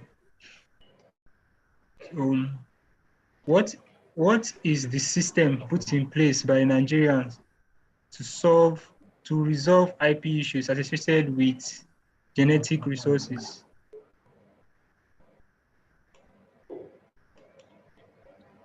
Okay, thank you so much for that question. It's maybe I should just say from the outset that conversations around genetic resources normally sit within the environmental law framework. So you have a lot of these issues that are considered from the lens of environmental law. So most of the regulations that you will find, even under the Nigerian law, you will see them in environmental instruments. Now, that is not to say that there isn't still IP issues, which, like the presenters had identified, that there are some issues that intersect with intellectual property. So genetic resources, as you know, in themselves are not intellectual property. As they occur in nature, we don't consider them intellectual property. Two things that could raise issues from an intellectual property standpoint are one, where you're thinking about using genetic resources as they occur in nature as a basis for inventions. And so where an invention is based on a genetic resource, whether you're talking about a process, you're talking about a new product that is based on an existing genetic resource, then we often can look at intellectual property issues could be raised, because it could trigger these criteria that that drives protection. The other part is when you look at genetic resources as they occur in nature, again, another form is looking at derivatives that come from those genetic resources. And so there are sequences that could be drawn from genetic resources which occur in nature, basically. Again, these raise questions around intellectual property. Now, I think the presenters had already identified the access and benefit sharing system. Nigeria is signatory to the Nagoya Protocol. We had signed the Convention on Biological Diversity, which means that Nigeria has already committed to access and benefit sharing, which is basically stating that in return for access to resources, there needs to have been prior informed consent. It needs to have been based on mutually agreed terms, and there needs to be evidence of benefit sharing. And so that's a structure that Nigeria has put in place, to support uses of genetic resources. Now, the Nagoya Protocol, as you know, what it does is it goes beyond the national. The challenge with the Convention on Biological Diversity had been that even though countries were implementing these access and benefit sharing frameworks, they couldn't check exploitation from outside countries. So an example is if Nigeria had in place its own laws, and a Ghanaian researcher came to Nigeria to take genetic resources from Nigeria, and doesn't comply with Nigeria's access and benefit sharing rules, but goes back to Ghana with those resources, there was no recourse for Nigeria as a country, because he's not using, that's the word, utilization under the Nagoya Protocol. I saw a question, is the Nagoya Protocol we're referring to? There is no recourse under the Convention on Biological Diversity, because he's not utilizing it in Nigeria. So he's not subject to the Nigerian law. And so what the international access and benefit sharing regime sought to do was to ensure that every country that is a party has implemented legislation that ensures that users in their jurisdiction have complied with the laws of the providing country, which means that in that case I had given, when the person using the resource goes back to Ghana, under the Ghanaian law, the Nigerians can still maintain an action to say, hey, look, but under your local laws, you're required to have complied with Nigeria's legislation in the area of access and benefit sharing. And so we do have what we call a clearinghouse mechanism. We do have a focal point for Nigeria. Again, I'll be happy to send the links in the chat. And there is a regulation that has also been put forward just to resolve conflicts in this area. So I would say it's really an implementation of an access and benefit sharing system that Nigeria is really trying to develop around that. So even though we've signed the Nagoya Protocol, I should say we're not yet a party to that protocol, and I'm seeing that we should be full party before the end of the year. I hope that answers the question. Yes, that answered the question, sir. Thank you very much. Someone was asking what's the name of the protocol. I think you said Nagoya Protocol, right? Okay, so that's the answer. Nagoya Protocol. Okay, so the next question is what criteria are used to determine the uniqueness of plant varieties worth of intellectual property protection? This question is for Mr. Toby Moody. Okay, so this is again under plant varieties, and so what if you and I think my other colleagues have referred to the TRIPS agreement. The TRIPS agreement gives countries it permits countries and gives them flexibility to protect plant varieties, right, through intellectual property. You could, for instance, adopt a sui generis system for protection, or you could do something, or you could even decide not to protect. I mean, but countries are given that permission. You could have a combination of different methods that you want to use.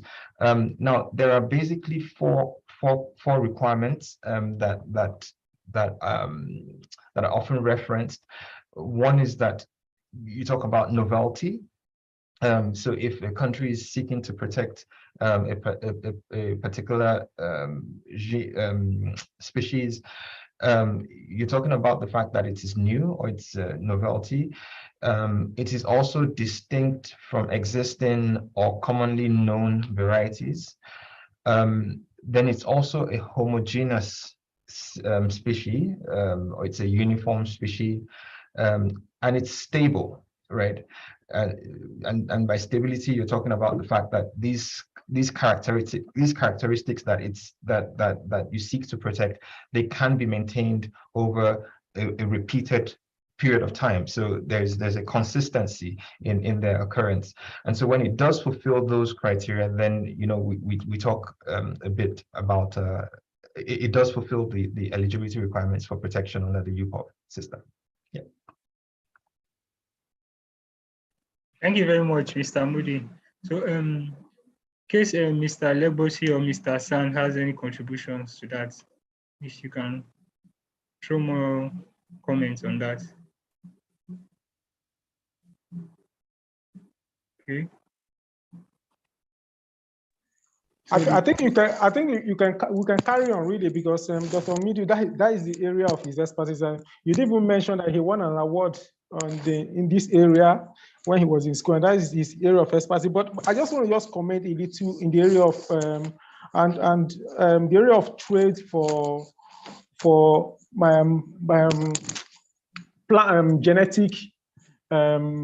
genetic knowledge, because I'll be genetic resources, and I'm open to correction and also view of Dr. Moody. When he mentioned, for example, a researcher from Ghana coming to Nigeria, of course, Nigeria has a lot of research labs that a new invention are coming up, and we have a lot of universities working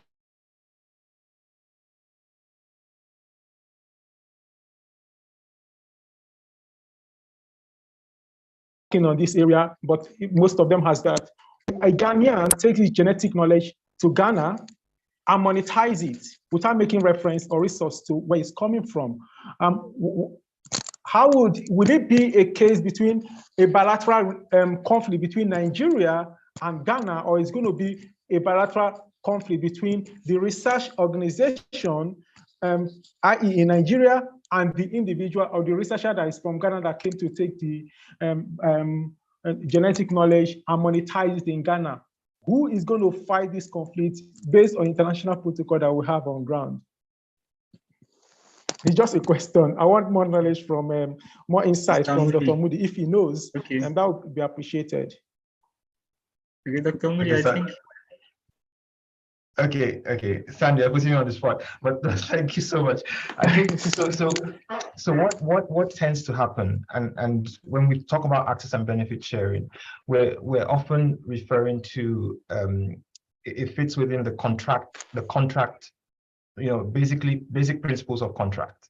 So it's we're still talking about private international law in the sense that we're talking about the relationship between entities within their countries, and so you're looking at genetic resources owned by a community or a community in one country, and you're talking about researchers who are usually private institutions in another country. Now, the challenge, which is why it's not always straightforward, is that the genetic resources in the host country are sometimes not owned by communities. Sometimes some national laws stipulates that it is owned by the country. So the genetic resource, or it draws from a place that is seen as federal land or federal territories, that basically you're triggering a response from the host country and not an individual. So individuals or communities don't have the standing to actually maintain actions on those resources. It becomes even more complicated where there are indigenous groups or there are traditional communities living around those resources, because then you're thinking about traditional knowledge associated with those genetic resources. So on the one hand, the traditional knowledge is understood under law to belong to the community, and I think the presenters have shared that already. But then the genetic resource could be said to belong to the state. Article 15, I believe, of the CBD does give sovereignty to states over genetic resources that occur within their territories. Now, so what happens where a researcher has come is that sometimes you have a country representative, like a delegate, actually pushing or filing a complaint against another country, and now they're dealing with the host country, but asking the country to call to book this person or this entity within their jurisdiction that has failed to comply with international law. And like I was saying before, to fail to comply with their own domestic laws. And like I said before, many times prior to the Nagoya Protocol, there was no recourse under the law of the using state.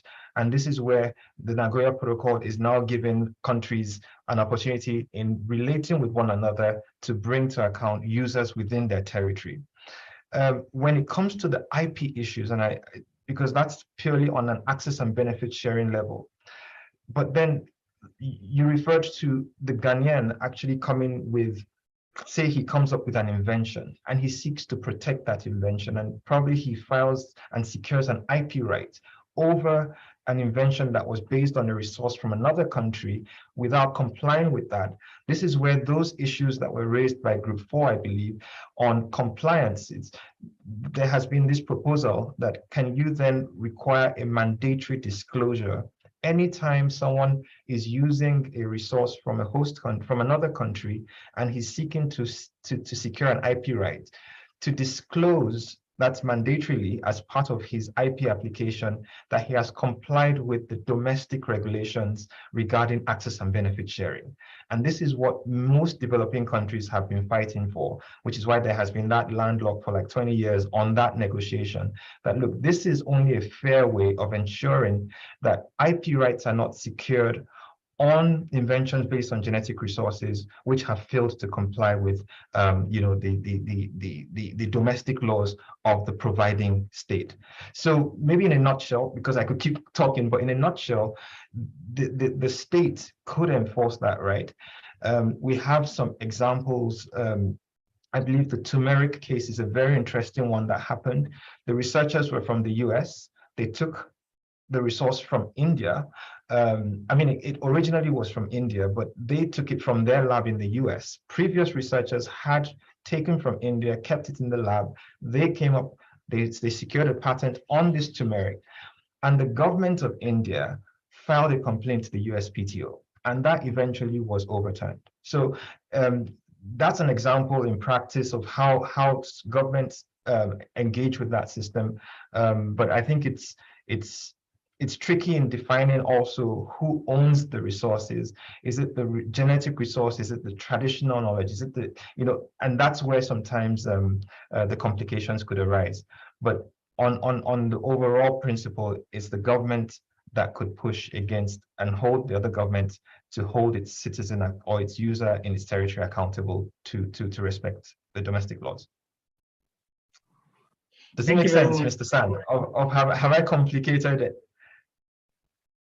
Mr. Sam. No, not at all. That is absolutely excellent presentation. Fantastic. Kudos to you, Mr. Director.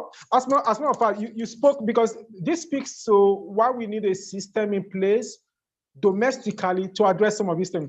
You've just mentioned turmeric. We have the ugu leaf that has emerged from Africa and going to America again, and turn into capsule.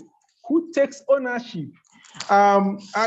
Who takes ownership? Who goes up to other nations to ensure this is implemented or the rules are enforced? It is the government. Of course, it has a local community, most times not organized, not informal in nature, but these are genetic resources that is domestic and has a large most of the aspects are even traditional knowledge that goes into it, and it turns out to be good well for a lot of people outside the country. So we're saying, while we talk about IP, we should also contextualize it, and as well as calling and making the international laws work for it. And who is going to implement it? Government, of course. But would they be interested? I think through this process, over time, we might be able to get it right. Thank you very much. Sorry, Mr. Hussein, if you don't, can I just yes, 1 minute? Yes. So, Stan, and I think as you were talking, I just wanted to give again another final reflection. One of the challenges, which maybe also reinforces the points that you're making about the need for, some strong structures and systems, is, there's often a challenge when you're dealing with negotiations around the uses of genetic resources.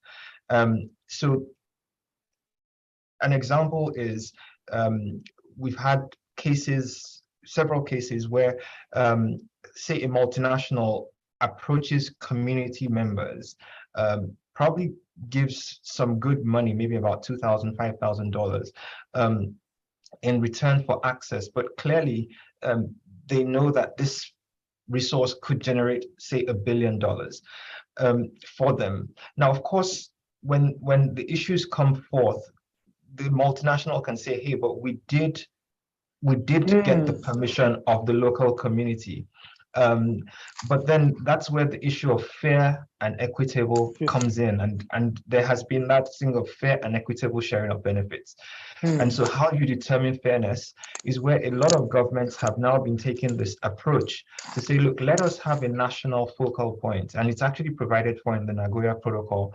Mexico, for instance, I recall they had this system in place whereby anyone who wanted to access resources in the community doesn't go to a local community, but you engage with a government agency who basically negotiates on behalf of the communities and shares the benefits back to the communities. And that was a way the Mexicans were seeking to protect, in a way, their local communities from exploitation, because the power dynamics are never always equal in these kind of negotiations around access and benefit sharing. So just again, reinforcing the need for having structures in place that help people to really be able to give what you consider prior informed, that's the informed part is where it's often missing, like full informed consent. So consent that is based on a full disclosure and understanding of what the uses and the implications and consequences of agreement are. And I think that's where there's often a need for greater government intervention. I just thought I should mention that, but thanks again. Thank you, Doctor. Thank you very much, Dr. Moody, for that comprehensive contribution and answer to the question. I know if you are given the time, you will lecture us for the whole day, but please, the time, we don't have much time. So, okay, we'll be moving to the next question, which is, okay, are there IP rights for plants that are on the verge of extradition from the country, I think? So are there rights for those IP plants that are there IP rights for plants?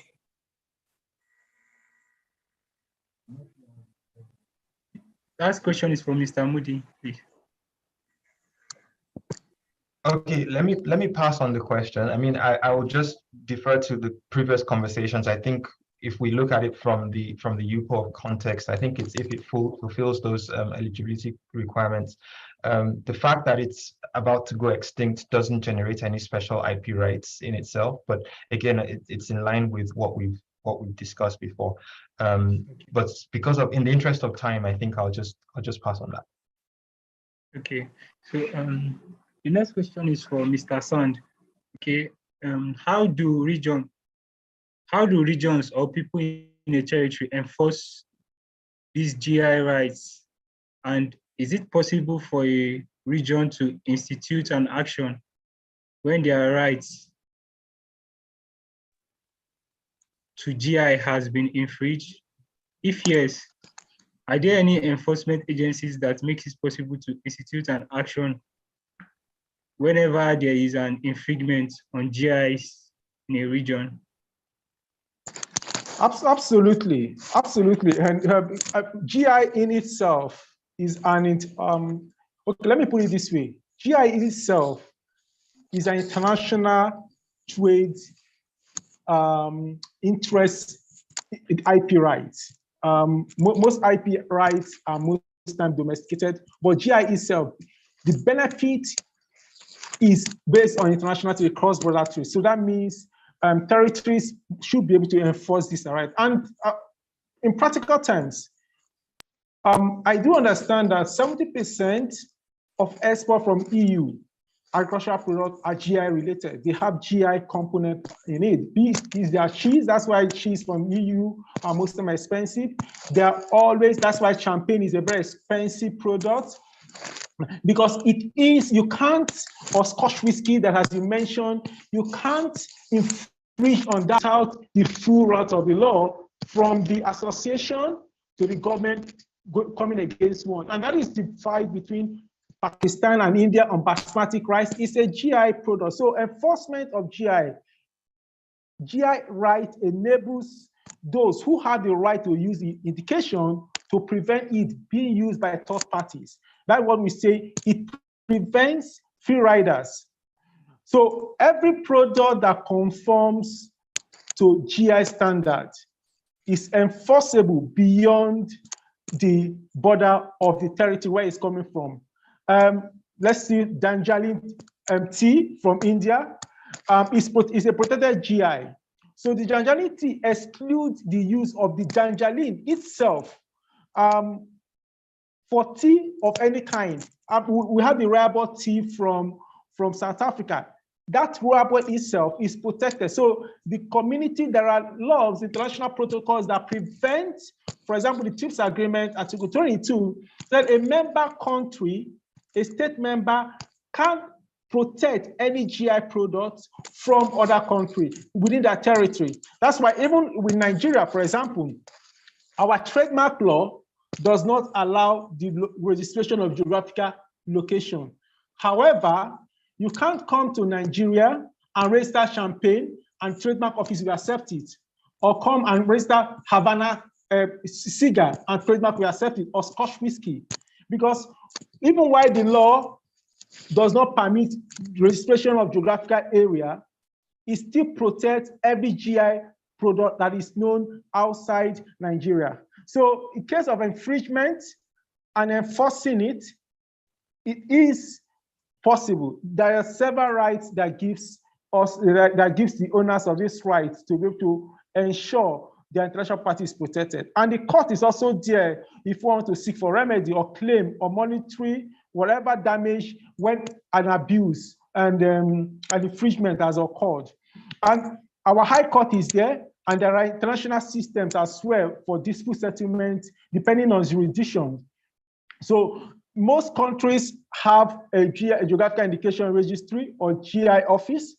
One of the objectives of setting those offices or registry is for them to supervise and ensure that every GI product is protected beyond their border and even within the border. So they go out to institute legal action against any individual or group of individuals that infringe on a GI product, not potential, a GI product outside their territory.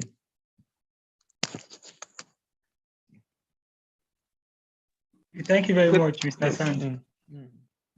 I don't know if any mentor has any contributions to that, Mr. Moody or Mr. Lebosi.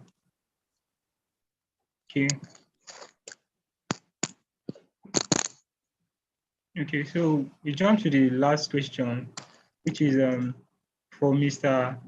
Toby Moody. What are your suggestions to help better protect and then enforce TK, thesis, and Folklore expressions?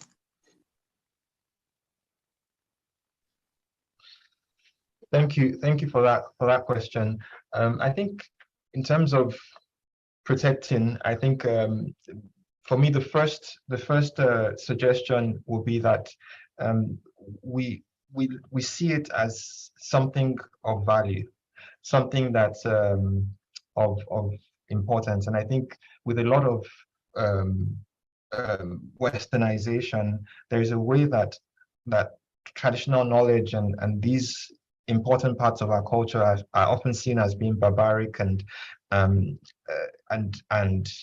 outdated, things that are basically jettisoned. And I think we need to do a bit more to help people see the real value of our cultural strength. It's such a powerful thing because it goes down to identity. It goes down to who we are, the worldviews that define who we are. And so I think in terms of protecting, there needs to be that orientation and that understanding that these are valuable.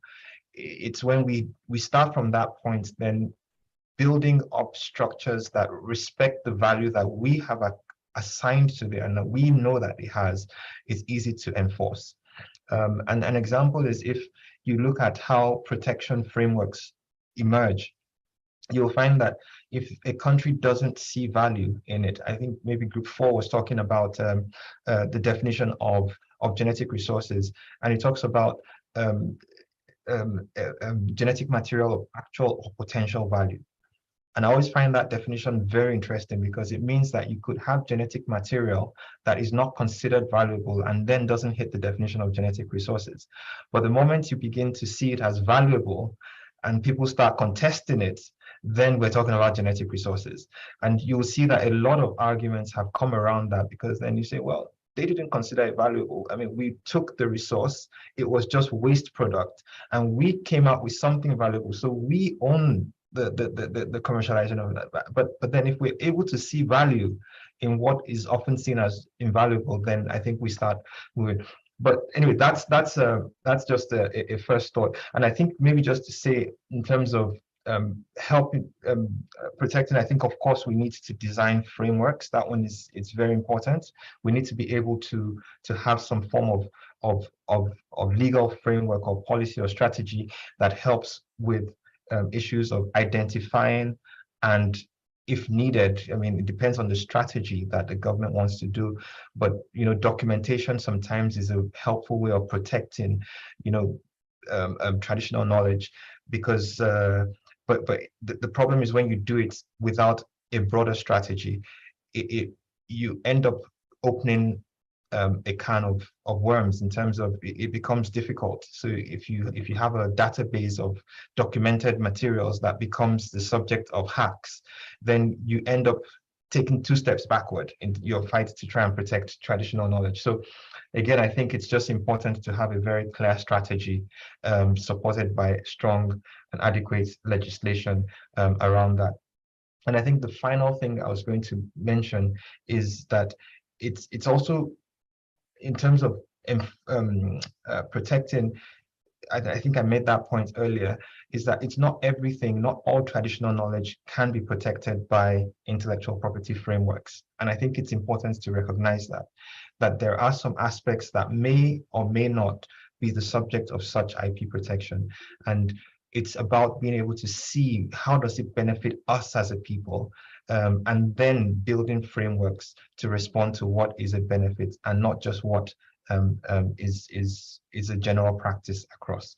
So those are some ideas, but again, very happy to discuss more with those who have asked the question, just to brainstorm more about what are some other ways. But thanks again for that. Thank you very much, Dr. Moody. So that was a very nice answer to the question. So for those that are interested in the private mentorship, Mr. Moody just gave us another opportunity. You can have a private mentorship session with him. And Mr. Moody, please remember to share the slides and the links you wanted to share with us for further research. Okay, thank you very much. And thank you very much to all the mentors today. We are so happy to.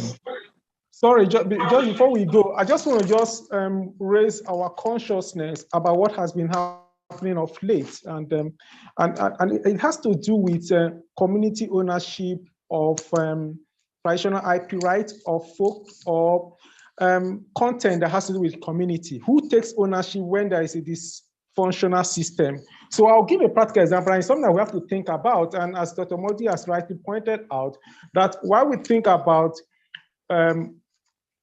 creating, or we are conscious of a potential IP issue, be traditional knowledge, be genetic right, be GI, we should also be conscious of who takes ownership and how do we protect it from infringers. So I want to use the word sorosoke. If some of us are familiar with the content that is going on and over people using the word sorosoke, that was took place during the NSAS movement. Nobody has thought about writing a book on sorosoke. She wrote a book. It became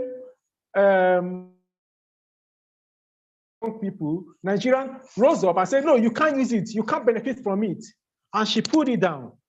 A Nigerian that is based in the UK, in US, made a count and used sorosoke. They said, you can't use it. She has withdrawn that statement. Who owns that? And this is a conversation as people interested in the issue of intellectual property. We have to talk about this. So who owns this IP potential? As Dr. Writing, just to align these thoughts with what Dr. Muti said earlier, is like something that you said is nothing, and someone invested his time, idealize it, and want to commercialize it. He can or she can commercialize it, and nobody is using it, and it's still there. And it's our culture, it's our heritage, it's what tells who we are, and yet no one is profiting from it. They are lying just lavish there. Who owns this potential or IP right that most times comes up or that's been with us for years? The traditional people, or someone that commercializes it or invests into it or brush it up? If the person brushes it up, why would you lay claim to it? Think about it. Thank you very much for the opportunity to share my thoughts with everyone here. Thank you. Thank you very much, Mr. San. I think Mr. San just gave us assignment, a take-home assignment. So everybody should. Everybody should run. All right. Thank you very much, Hussein, for moderating. Thank you, Mr. Sand. Like, listening to you is so I don't know, like, so intelligent and so funny at the same time. Thank you so much, Mr. Sand. And it's also very intelligent because you have to start thinking about all these questions that you are asking. And I'm happy that you have been throwing the questions to Mr. Moody. So I think it's a very good strategy. I also want to thank Mr. Lebosi for being with us. We are so grateful. Thank you, Mr. Moody. Thank you, Mr. Sand. Thank you, Sandra, for moderating from when we started. And thank you to all the mentees. Thank you. And I'm sure that you've taken the advice. Please don't read your slides, but speak to it. And I really want to say, well done, everyone. We've actually stayed longer than usual, but this is a different conversation, and it's just a very intelligent conversations with the best minds here. When you're talking about TK, when you're talking about WIPO and everything, we have the head here. When you're talking about geographical indication, we have the person that is championing it in Nigeria. When you talk about trade also, we have like a trade diplomat with us. So this is an exceptional discussion and conversation, and we're excited that we're able to bring in these amazing minds. Please, mentees, write what you learned on LinkedIn, on Twitter, and tag them so that they can see that the time spent was well spent. With that, we have come to the end of the session for today. Thank you very much, everyone, and have an amazing weekend. Please take care of yourselves and rest, because you've done so much already. Thank you. Thank you, Mr. Moody. Thank you, Mr. Lebot. Thank you so much. Thank you. Thank you so much. Appreciate. Thank you and have a nice day. Thank you very much. Bye-bye. Thank you so much, everyone.